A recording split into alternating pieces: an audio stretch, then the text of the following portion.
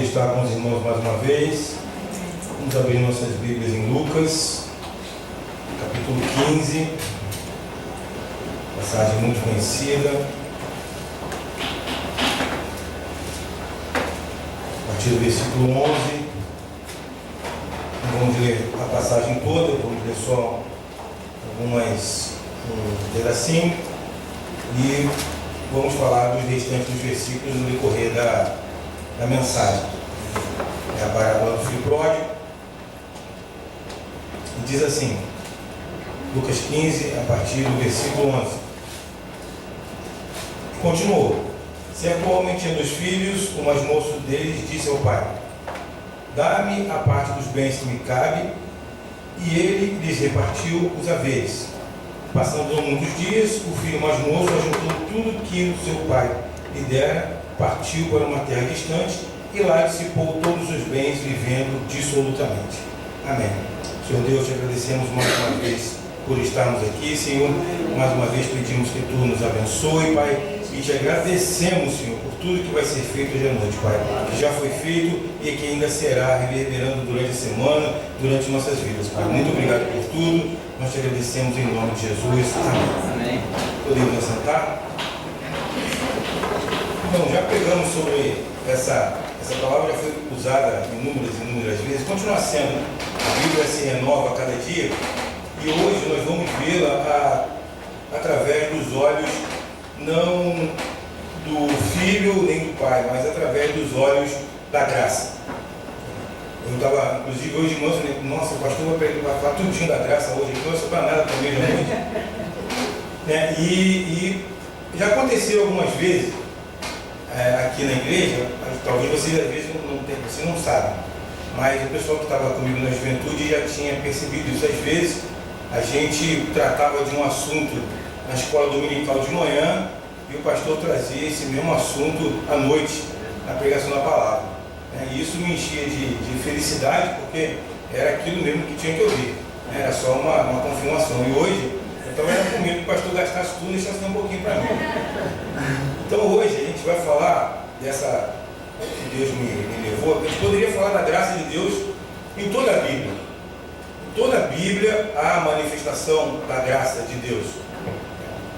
Mas Deus me levou a esse texto, então é ele que a gente vai usar. Mas a Bíblia em si já é uma manifestação da graça de Deus para nós. Amém, irmãos? Então Jesus, ele falou essa parábola indo para Jerusalém. Durante a sua ida para Jerusalém, ele passava ensinando em várias cidades. E ele estava pregando essa palavra depois de ter sido questionado lá pelos fariseus. E ele estava usando essa parábola justamente para ir contra aquela disposição dos fariseus de julgar os irmãos e de não aceitar os outros irmãos, os outros, tratá-los como pecadores, discriminar. E de uma certa forma, não aceitando a graça de Deus que estava se manifestando para eles naquele momento. Até então, a salvação para eles era só para aqueles que fossem judeus, circuncidados, obedecendo ali rigorosamente as leis que tinham sido impostas. E Jesus estava dizendo, não, agora chegou o reino de Deus, agora vai ser diferente. E eles não estavam aceitando isso. E essa parábola, ela, além disso, ela é recheada da graça de Deus.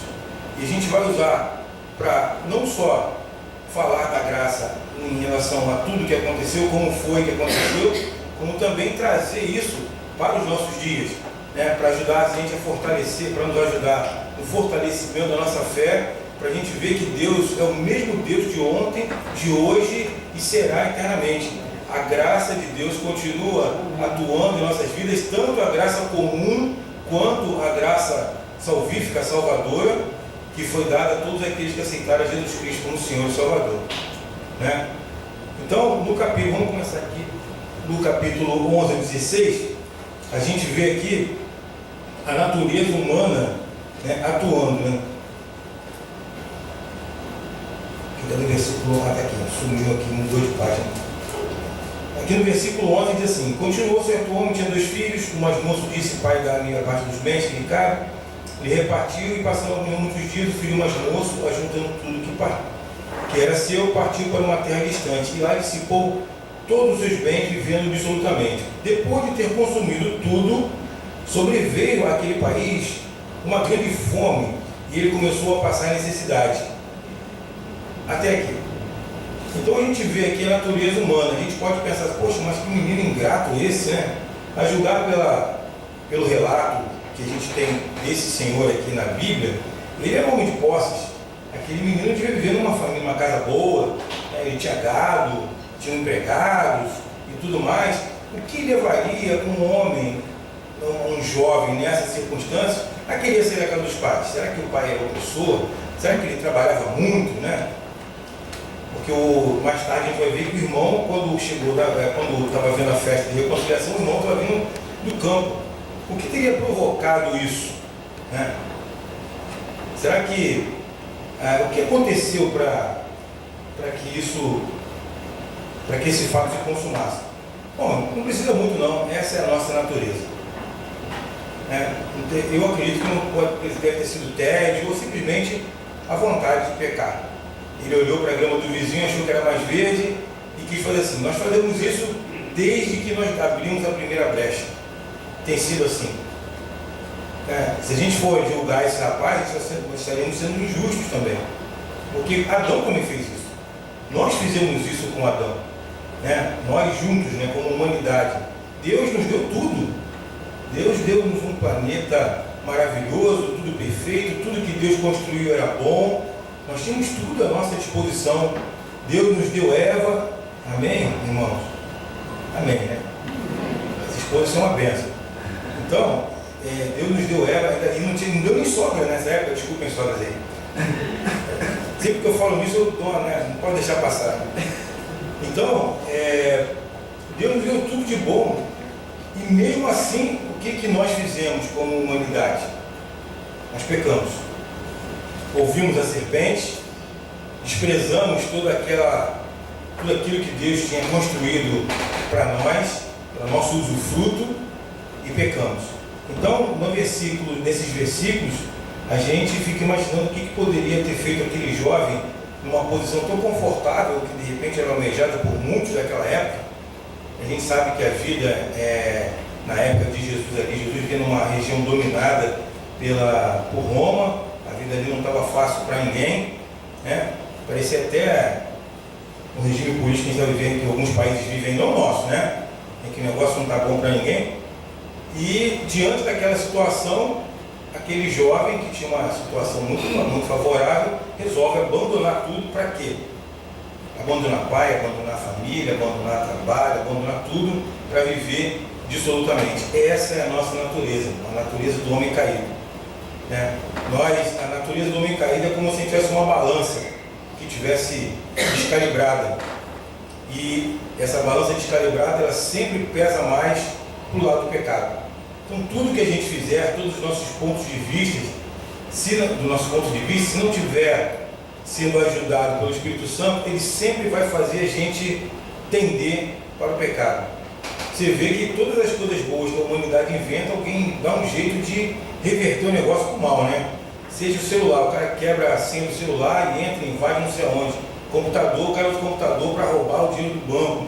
E tudo que a gente vai inventando de bom, o cara se arruma um jeito para transformar isso no mal. É a tendência do ser humano sem Deus. E esse rapaz não foge à regra.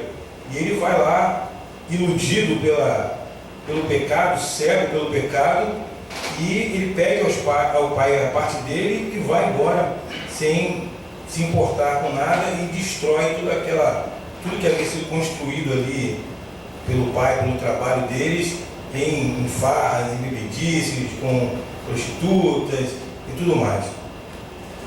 A mesma coisa nós fizemos quando a gente saiu do Éden, sendo que a gente trouxe consequências piores, não só para a humanidade, mas até para a terra. Deus falou que depois do pecado, a mulher teria parto com dores, o homem suaria para tirar o seu alimento da terra. Então, não só a humanidade, mas a própria terra sofreu as consequências dessa mudança de modo de viver do ser humano. Tudo passou a ser mais sofrido. No versículo 17, ao 19, diz assim: então, caindo em si, disse: quantos trabalhadores do meu pai têm pão com fartura, e eu aqui morro de fome? Levantar-me-ei e irei ter com meu pai. E lhe direi: pai, pequei contra o céu e diante de ti. Já não sou mais digno de ser chamado teu filho. Trata-me como um dos teus trabalhadores. E levantando-se, se foi para ver o pai. Essa é a parte que todo mundo deveria fazer, toda a humanidade, né?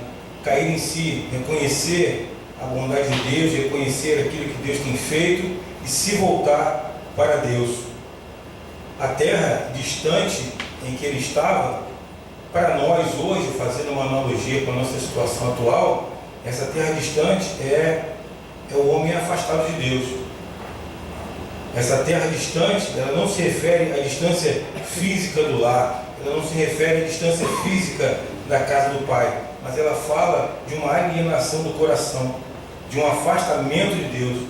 Quando a gente se afasta de Deus, é como se a gente estivesse indo para uma terra distante. E na terra distante sempre vai ter fome. Porque a única coisa que pode alimentar verdadeiramente a nossa alma, nosso espírito, nosso coração, é a palavra de Deus, é a presença de Deus, é o Espírito de Deus. Amém? Amém. Toda vez que a gente for para essa terra distante, ela vai ser uma terra de fome. E essa terra distante, ela não está distante fisicamente. Eu posso estar nessa terra distante dentro da igreja, se meu coração não estiver voltado para Deus. Eu posso estar nessa terra distante numa família até cristã, se dentro dessa família eu não estiver buscando a Deus. A minha família é cristã, mas eu não sou cristão, eu vou à igreja. Eu posso ir numa terra distante também, e lá haverá fome. Agora, o que Deus espera é que a gente medite, que a gente como é que é a palavra? Medite, que a gente caia em si, né? Reflita sobre essa condição, lembrando que a gente tem a casa do Pai para voltar. Essa é a atitude que a gente deveria fazer, como ele fala aqui no versículo 19.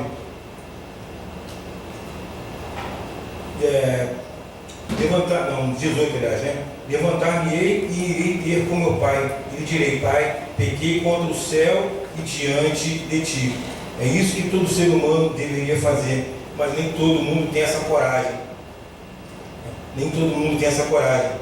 E a gente vai ver isso daqui a pouco, porque uma das coisas que impede o homem de dar esse passo muitas vezes, apesar de estar sofrendo, apesar de estar numa terra distante, apesar de estar sendo subjugado, porque esse jovem, nessa condição em que ele estava sofrendo, ele estava sendo humilhado. A Bíblia diz que ele estava lá junto com os porcos, disputando comida com os porcos, sujo, vindo de um lar, de uma família boa, e ele estava ali sendo subjugado, e ele cai em cima. Mas tem muita gente que está na terra distante, está passando por isso, mas não tem essa coragem.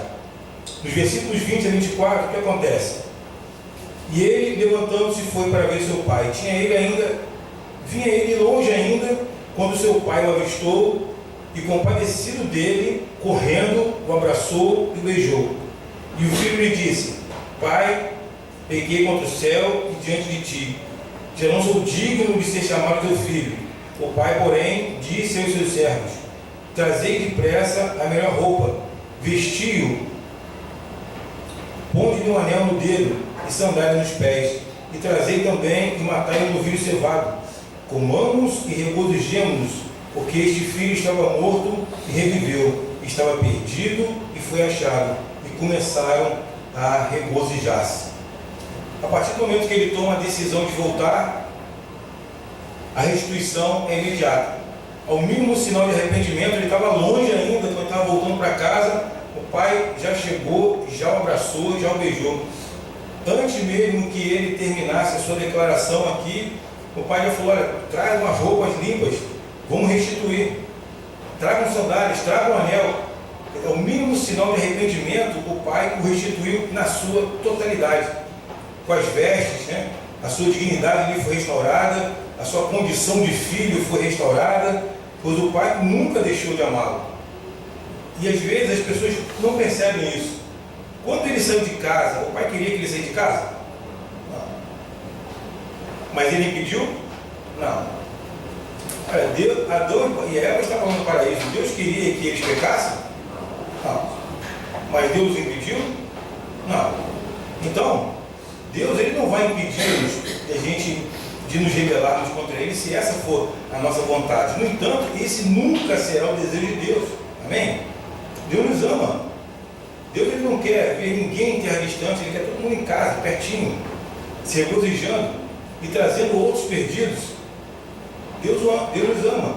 Mas se essa for a decisão, Ele não vai impedir, como esse pai aqui não impediu. No entanto, Ele também estava disposto a recebê-lo a qualquer momento, desde que Ele quisesse, desde que Ele manifestasse a sua vontade, desde que Ele manifestasse o arrependimento.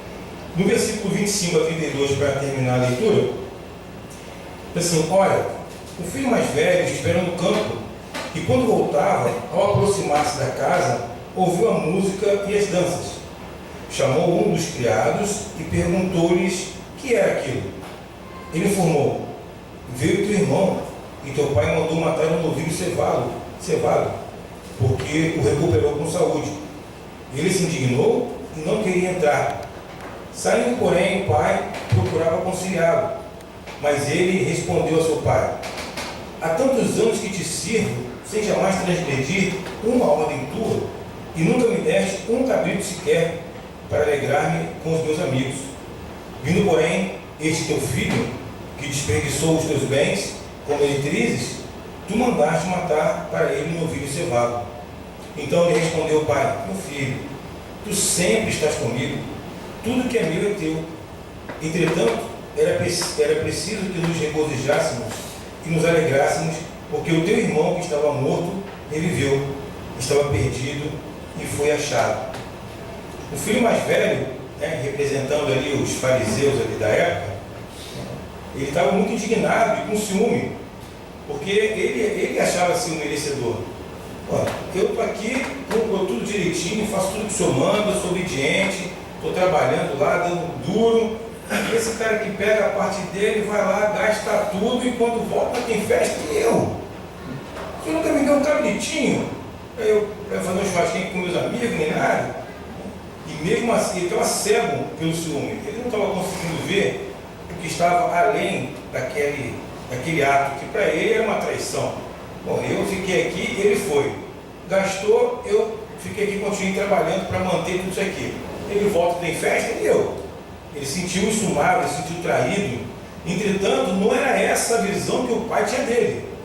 Se a gente olhar aqui no versículo 31, o pai diz: olha, o que é meu é teu, tu sempre estás comigo. A visão que o pai tinha dele não era a visão que ele tinha de si mesmo. A visão que o pai falou: olha, cara, você nunca teve aqui porque nunca pediu. Tudo que é meu é teu, tu podia ter feito festa aí todo final de semana. Mas ele não se via assim. Ele não se via como aquele que estava perto do pai. Ele se via como um obediente. Às vezes a gente pode estar na casa de Deus e não estar tão próximo de Deus assim, só trabalhando para Deus, mas de repente sem essa intimidade, sem essa comunhão. Porque se ele tivesse em comunhão com o pai, ele saberia o que o pai pensava a respeito dele, e ele se sentiria confortável para desfrutar daquilo, porque aquilo ali era para ele.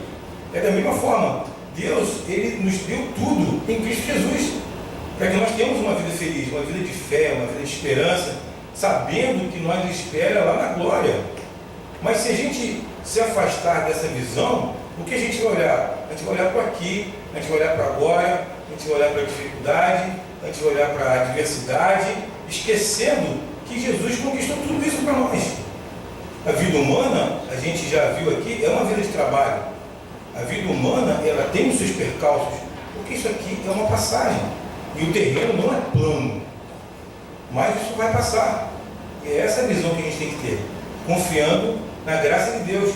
Quanto mais intimidade, mais próximo do Pai nós estivermos, mais tranquila será a nossa passagem, ainda que turbulenta.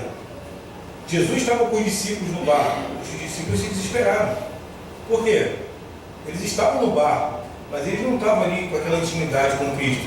Depois que eles foram revestidos do Espírito Santo, já era o contrário. Eles estavam presos em cadeias e louvando a Deus. Eles estavam sendo chicoteados e estavam dando glória a Deus, porque estavam sendo chicoteados pela palavra de Deus. Então, essa parábola ela está recheada da graça e do amor de Deus. Ela é a graça e o amor de Deus que está presente desde o Éden. E lembrando o que a gente estudou hoje de manhã, né, a graça é um favor imerecido. É algo que não depende do que eu faço, não depende do que você faz. Deus nos dá gratuitamente porque Ele quer, porque assim é a sua vontade. Como disse a gente estava estudando hoje de manhã, nós temos a graça comum, que é a graça relacionada à providência de Deus, ao sustento de Deus a todas as coisas. Deus provê e sustém todas as coisas, por isso que o mundo ainda está no lugar dele, por isso que a gente tem as nossas órbitas aí, nenhum planeta se choca, é por isso que a gente ainda tem algum resquício de moralidade, de justiça prevalecendo aí na Terra, ainda que dentre os ímpios, e temos a graça especial, a graça salvadora, que foi dada a nós através do sacrifício de Jesus Cristo na cruz do Calvário. É a graça voltada para a salvação, que está relacionada com Cristo, que está relacionada com a vida eterna, que está relacionada com fé. Essa é a graça salvadora. E essa graça, ela vai muito além de qualquer coisa que a gente possa imaginar. Porque a graça é o amor de Deus. Não tem como a gente medir isso ou fazer alguma coisa para ser, que vai aumentar ou diminuir o amor de Deus. Ele nos ama incondicionalmente. Amém? Amém. Ele deu o que era mais precioso por nós. O que nós podemos esperar mais de um Deus que pega o seu Filho unigênito para morrer por mim, por você, e ainda mais quando não éramos nem merecedores, não tinha aceitado Jesus Cristo. E Ele já estava ali batalhando por nós, correndo atrás de nós, no bom sentido, né? No bom sentido. Uma vez outro dia eu estava vendo televisão, e eu vi um pastor fazendo uma pregação, e passando assim, zapeando de canal, porque, na verdade, essa mensagem estava engatilhada já há algum tempo, eu só não tinha escrito, né? Porque a princípio não tinha motivo, né? Mas já estava engatilhada. E eu falei, cara, isso aqui vai me ajudar. E ele estava justamente exemplificando, de uma maneira assim mais moderna, o entendimento que ele tinha de graça. Ele estava diferenciando graça, lei, castigo, o que é justo e o que vai além disso. Então ele deu um exemplo que ele pegou um carro, ele estava nos Estados Unidos, e lá ele foi multado. Não me lembro qual foi o canal, não me lembro qual era o pastor, mas eu achei interessante, estava apenas e parei ele. Aí ele foi multado e o guarda chegou, né, para ele, pediu os documentos do carro e tudo mais, ele deu os documentos e aí o guarda não o multou. Ele disse que ele foi advertido, porque ele passou do limite, mas ele tinha visto lá que ele não tinha nenhum registro antecedente ali de punição, nunca tinha sido multado e tudo mais, então ele foi advertido, mas que a próxima, né, poxa, mas não tem que pagar nada, foi multado, não, ele foi embora feliz da vida. Aí ele usou isso como exemplo, né? O que ele merecia ali, o que seria justo por ele ter infringido a lei? A multa. Isso que seria o justo. O guarda estaria fazendo alguma coisa demais? Não. Ele infringiu a lei, merecia a multa. Esse é o que nós merecíamos. Nós merecíamos o castigo, porque nós somos pecadores. Mas naquele momento, o que aconteceu? Ele foi liberado da multa. Aquilo foi misericórdia. Então, naquele momento, ele obteve misericórdia porque ele foi liberado da multa. Agora, imagine se ele chegasse para você e dissesse assim: olha, você foi o nosso 1000º multado. Além de ser perdoado, você ainda vai ganhar $1 milhão. Seria bom, né? Então, isso seria a graça. A graça vai além da misericórdia, ela vai além de tudo que a gente pode pensar e a gente pode esperar. Só que às vezes, na nossa lida diária, mensal, semanal, anual, né, secular, a gente acaba se deixando envolver e a gente esquece do tamanho dessa graça. A gente às vezes esquece do tamanho desse amor por Deus e a gente passa a olhar para a nossa vida baseado nos nossos conceitos e nas nossas capacidades, né? A graça de Deus vai até onde eu posso, a graça de Deus vai até onde minha conta bancária vai, A graça de Deus vai até onde eu me sinto seguro, até o meu plano de saúde, até o meu carro. A graça de Deus vai além de tudo isso. Ela não depende de nada disso para nos abençoar, desde que a gente tenha esse entendimento. Amém? Amém. A gente olhando essa parábola através da graça, né, e como ela se manifesta desde o início. O pai agiu com graça com ele, com o jovem. Por quê? Também era costume que os filhos herdassem ou dividissem as suas posses como herança após o falecimento do pai, da mãe, de quem tivesse a posse. Mas o pai, ele poderia ter dito: olha, meu filho, eu não vou te dar nada, você espera aí, segura tua onda aí, vai trabalhando, né? Dá uns pedal Robinho, né? Vai parar de palhaçada, como diz meu amigo João Luiz, né? E vamos trabalhar. Não, mas ele, você quer só? Beleza. Ele foi lá, deu a parte dele e deixou ele ir. Então, ele agiu com graça. Graça não pelo que ele ia fazer, mas graça por amor a ele, com benevolência, com misericórdia. Da mesma forma que Deus agiu com Adão e Eva e como ele age conosco. Quando Adão pecou, Deus poderia ter fulminado Adão e Eva ali naquele momento e ter começado tudo de novo. Olha, isso aqui, a amostra número 1, não deu certo, vamos fazer outro. Mas Deus não fez isso, ao contrário. Ele ainda os revestiu, ainda matou o cordeiro, ainda botou uma pele neles e os despediu. Poderia ter ferido eles ali, não poderia? A gente podia ser uma raça hoje de maneta, nós podíamos ter a mão assim. Olha, a mão que eles pegaram o fruto, todo ser humano agora vai ter a mão assim. A gente podia ter nascido assim para sempre, podia. Mas Deus fez isso? Não. Então Deus agiu com graça da mesma forma conosco. E a graça de Deus ela vem se manifestando eternamente. Quando a graça se manifestou no sustento daquela vida, mesmo ele tendo saído de casa, mesmo ele tendo ido contra a vontade do Pai, mesmo ele tendo gastado o que não deveria, mesmo ele tendo pecado contra o Pai, ele também não morreu. Foi como a gente disse, ele ficou sendo sustentado ali até que ele voltasse. A graça de Deus, ela está presente na nossa vida, no dia a dia.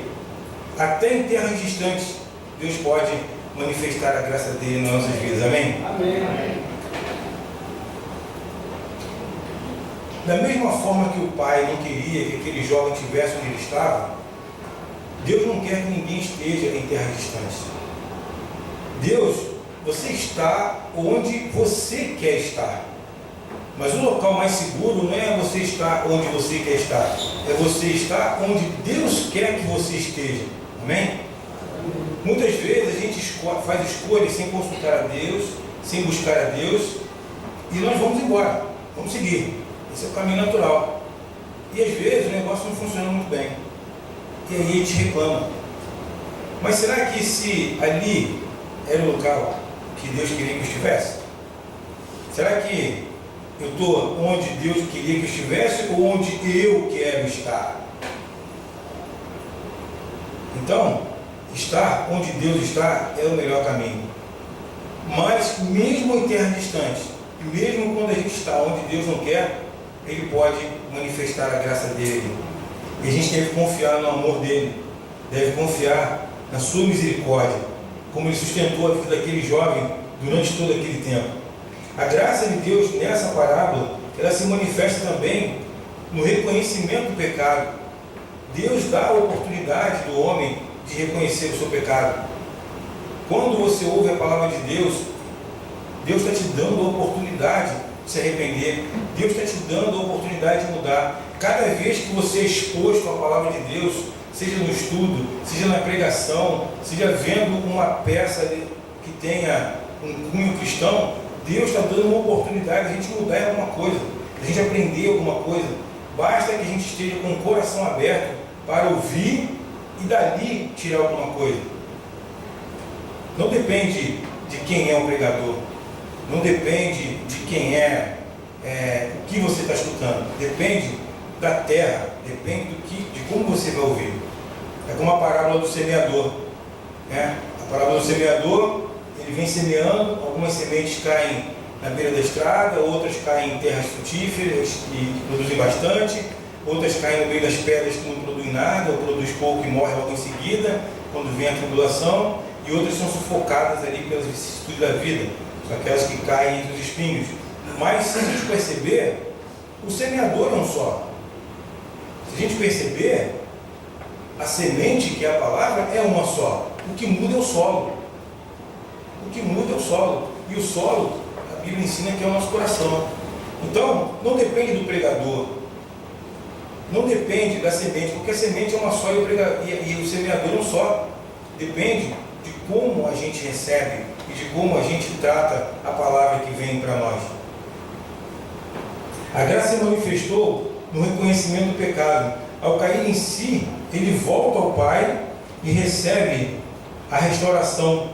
Ele volta à condição de filho e sem reservas. Foi isso que Jesus Cristo fez para nós.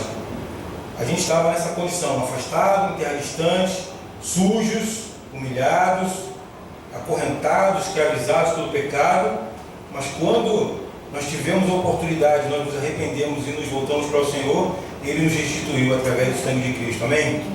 Amém. Meu irmão, não deixe que o medo impeça você de voltar. Não pense no castigo, não pense que o que você fez não pode ser perdoado, não pense que você está longe demais, não pense que você não é digno da graça de Deus, porque a graça não depende da sua dignidade e da minha. Nosso Deus é um só, e Ele nos ama. Isso é fato. Não duvide. Se tiver oportunidade, se você estiver numa terra distante, volte para Cristo. Confie na sua graça, confie no seu amor. O mesmo amor que levou a entregar Jesus Cristo há 2000 anos atrás é o mesmo amor de hoje. E Ele está esperando para nos abraçar, para trocar as nossas vestes, né, nos restaurar na condição de filho. Não permita que o medo, ou que a desconfiança, ou algo semelhante, impeça você de voltar de onde você estiver. Deus não quer que você esteja, Deus não quer que você vá, mas se você foi, e se tem algum problema dessa natureza, creia que Deus é muito maior. Creia que o amor de Deus é muito maior. Para superar as dificuldades, superar as adversidades, para perdoar pecados e restaurar a nossa condição de filho. Não tem roupa, não vou usar, pensei agora, deixa para lá. Não tem roupa suja que Deus não possa limpar. Não há pecado que não possa ser removido pelo poder do sangue de Cristo. A graça se manifestou até na atitude do pai com o mais velho.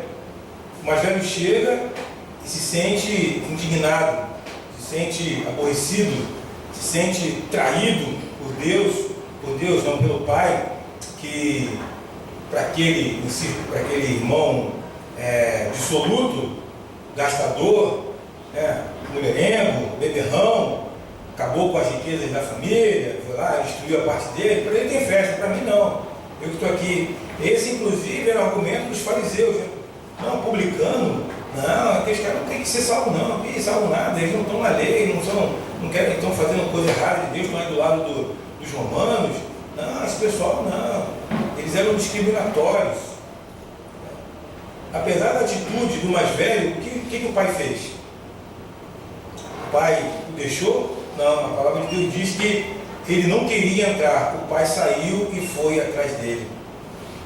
O pai admoestou aquele mais velho, e o Jesus, da mesma forma que Jesus usou essa parábola, que era o principal, para admoestar os fariseus, pelo mesmo motivo, despreza os pecadores, achando-se mais justos, mais dignos que os outros. Olha, esse é um erro que a gente não pode cometer. Essa passagem, esse pedacinho, ele não fala para os que estão fora da casa, ele fala para os que estão dentro da casa. Aqueles que não saíram, aqueles que são religiosos, aqueles que se dizem do partido de Jesus. Nós, como dos da casa, digamos assim, a gente não tem o direito de discriminar ninguém. A gente não tem o direito de julgar ninguém. A mesma graça de Deus que serve para mim, serve para você, para ele, para o pecador que está lá fora. A única diferença é que ele não conhece isso ainda. Ele ainda está com o coraçãozinho dele lá na terra distante e ainda não caiu em si. Mas a nossa função é servirmos de canal para que ele conheça a graça e para que ele caia em si e tenha a oportunidade de voltar. Deus, como Pai, Ele não quer que nenhum filho se perca. Ele não quer que ninguém fique na terra distante e morra distante de casa. Ele quer que seja trazido de volta. Ele está esperando. Agora, cabe a nós sermos veículo dessa volta também. E não sermos empecilho, não sermos discriminatórios. Qual é o exemplo que Jesus nos deu? Ele discriminava alguém? Ele andava com todos. Não concordava com as atitudes, não participava das atitudes, mas todos aqueles que se achegavam a ele esperando encontrar uma palavra, encontravam. Hoje, cristão está sendo sinônimo de apedrejador de macumbeiro, né? De fazer marqueteiro contra homossexuais. A nossa fama não está boa não, gente. Se deixar continuar assim, ela não vai ficar boa não. Enquanto que lá em Atos, por que a igreja cresceu? Porque a igreja cresceu porque ela era bem aceita pela comunidade. A igreja crescia em graça diante de todos. E a igreja hoje pode estar sendo tentada a se fechar em si mesma, né? Vamos clamar a Deus pelo nosso país, vamos clamar a Deus pela nossa nação, mas a gente vai ficar aqui dentro do nosso grupinho. A gente tem que melhorar como igreja, melhorar nosso prédio, melhorar a condição dos nossos membros, vamos facilitar a vida dos nossos membros aqui, a gente tem que prosperar financeiramente, economicamente, e a igreja se fecha em si mesma. E a gente corre o risco de acabar virando como esses fariseus aqui, esquecendo que a graça que Deus manifestou, ela é para todos. Deus quer manifestar a graça dele para todos. Não essa graça comum que já existe, que está aí, que todo mundo desfruta, né? Cada vez que a gente acorda, cada segundo que a gente vive, é pela graça de Deus. Mas a graça salvadora, a graça de Cristo. E nós devemos ser o caminho. O povo de Israel era para ser o povo da bênção. Mas não só o povo da bênção, pela qual a bênção viria através de Abraão, Isaac, Jacó, mas por onde seriam benditas todas as terras. Mas o que eles fizeram? Quando Jesus esteve aqui, eles assassinaram Jesus. Mataram Jesus. Será que nós hoje vamos ser o quê? Abençoadores? Ou nós vamos ser fariseus? Vamos ser os religiosos de hoje? Nós temos que ser abençoadores. Porque nós não somos detentores da graça. Nós não somos detentores dos dons. Tudo que Deus dá, Ele concede por amor, para quem Ele quer, do jeito que Ele quer, quando Ele quer. A gente tem que entender isso. Então, se amanhã ou depois, a Bíblia diz que tem uma festa no céu quando um pecador se arrepende. Se esse pecador for o Fernandinho Beiramar, eu não vou sair da festa porque é o Fernandinho Beiramar. Nada, vai isso aí não. Esse aí, desculpa, esse aí, tá não. Eu não vou sair da festa se for nem. Ih, cara, esse cara é bandido aqui, fascina. Não. Tem que ser final de bênção, porque a graça vai se manifestar para eles também. Se for da vontade de Deus que ele seja salvo, ele será salvo. Amém? E não cabe a mim ser empecilho, julgador. Cabe a mim reconhecer a graça de Deus e ser um canal para que ele seja atingido por essa graça também. Então, essa, meus irmãos, era a breve palavra que eu tinha para compartilhar com os irmãos hoje. E a mensagem que eu, resumindo tudo, é confiança na graça. Confiança na graça e no amor de Deus. Ele estará conosco até a consumação dos séculos. E foi Ele que prometeu. Isso não é invenção minha, não é invenção de alguém que botou isso na Bíblia. Foram palavras dele. Eis que estarei convosco até a consumação dos séculos. Então nós devemos confiar na sua graça, no seu amor. Não devemos permitir que as circunstâncias ou a atração pelas terras distantes nos façam sair da casa do Pai. E para aquele que por acaso já saiu, basta que você se arrependa, basta que você queira voltar. Assim que você resolver voltar, dessa terra distante, independente se essa terra distante é fora ou dentro da igreja, Ele vai te receber. Ele vai trocar suas roupas, vai colocar um anel de volta, vai botar você na condição de filho, vai te abraçar, vai te beijar e vai te colocar na casa do Pai novamente. E vamos viver assim até a consumação dos séculos. Amém? Então essa era a breve palavra de hoje. Agradeço a oportunidade.